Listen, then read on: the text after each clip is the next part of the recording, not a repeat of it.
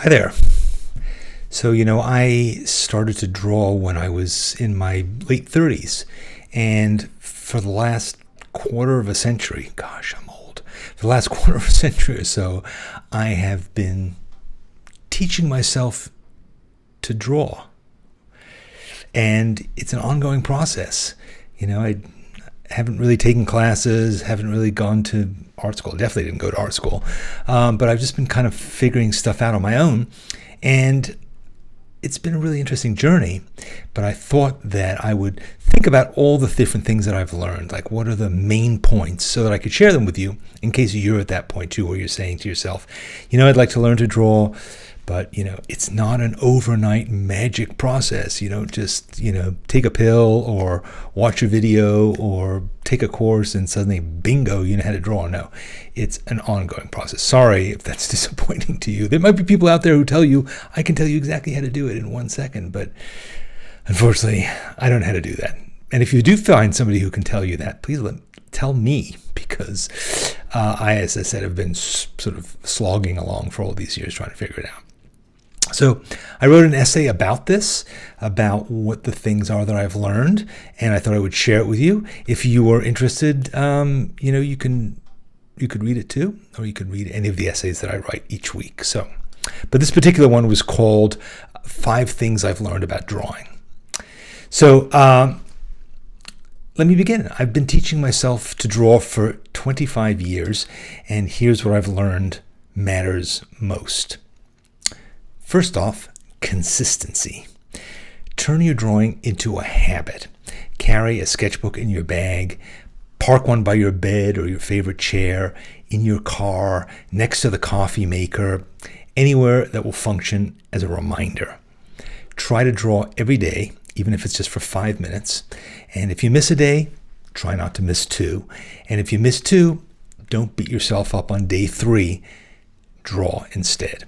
And if you must evaluate your drawings, judge yourself for your consistency, not on whether the drawings suck or not. Keep doing it, keep sticking at it, and that gives you the thumbs up. That's what matters right now. Second point is patience. Plan to keep drawing and learning to draw for the rest of your life. Drawing means changing how you think and see. It means rewiring your neurons. It means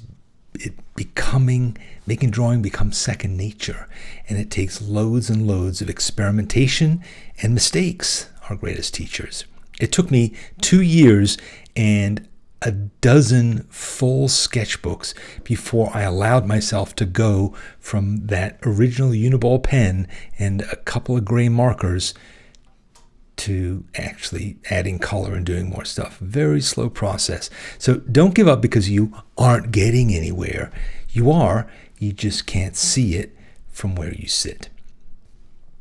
But keep going and keep trying to enjoy the process. Enjoy the process of practicing and learning and experimenting and failing and trying something new. It's a lot of fun. I've really enjoyed it, and it's kept me going for all these years. All right, third, community. Make friends who draw, or make the friends that you have start drawing too. Don't be embarrassed because you aren't good enough. It's the best way to stick to it and to learn new stuff. You can join the schoolyard at Sketchbook School. You can join your local chapter of Urban Sketchers. You can just form a drawing group of your own, or just one buddy. That's all you need. But the more you share, the more you'll grow. You'll see what they're doing. You'll learn from their mistakes. They'll learn from yours. You'll have conversations about it. You'll push each other to do it on days that, I don't really feel like doing it today. What have you drawn lately? Show me your sketchbook. All that kind of interaction helps you to keep going. And I'm sure you've had that experience with other things you've tried to do, right? If you're going to learn how to play a sport, you got to have a team to play with. Even if it's just going to the gym to lift weights, it's good to have a workout buddy. So look at drawing the same way. Community, really important. The fourth point, authenticity. Make drawings that come from your experience and your life, and make your process enjoyable and real. Think of art like you think of cooking dinner for your family, or furnishing your home, or picking the clothes you wear. Express your taste and express your likes. Don't waste time trying to make art with a capital A or trying to impress strangers. And don't worry that it may not be interesting. Museums are full of amazing works of art, of empty bottles and slices of cake, and bathrobes and bowls of fruit and dirty dishes and selfies. So get real. Just make stuff about your life, stuff that you care about, stuff that you know about. They say it with writing, write what you know, and the same is true of drawing. Draw what you know. Draw your neighborhood. Draw your cat. Draw yourself. Keep it real and keep it focused on your life. Which brings me to my last point, which is focus. Try to avoid being a dilettante with all the different interests that are a mile wide and an inch deep.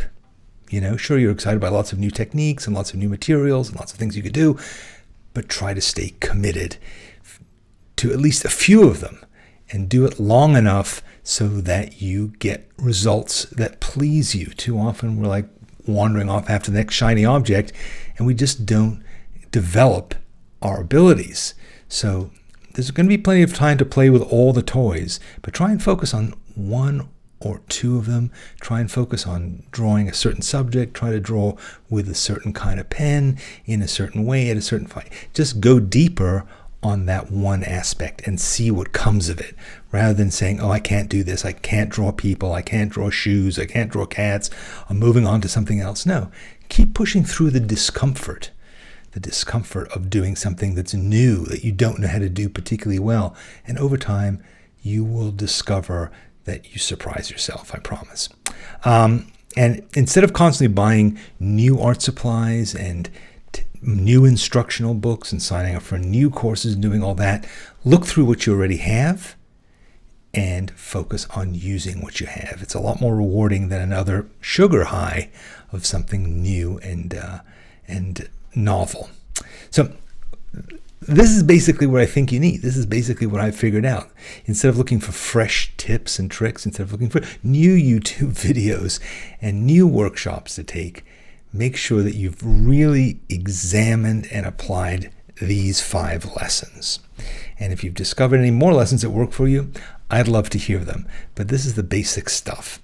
And I put together a course which is called How to Draw Without Talent, which is all about this kind of focus and how to apply these tools and how to get started so that you learn enough to be dangerous quickly and then make some momentum. So if you'd like to try that course out, check it out on our website at sketchbookskool.com.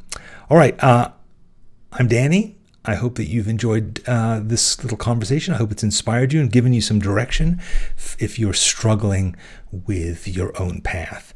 And if you have any different experience, I'd love to hear about it. Write it in the comments, and I'll look forward to reading them. Have a great day. I'll see you later. Bye-bye.